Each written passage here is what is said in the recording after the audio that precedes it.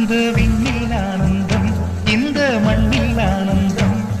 அடிபூமி பந்தை முட்டி வந்த புல்லில் ஆனந்தம், வெயிலின் சுத்தம் ஆனந்தம், மழையின் சத்தம் ஆனந்தம்,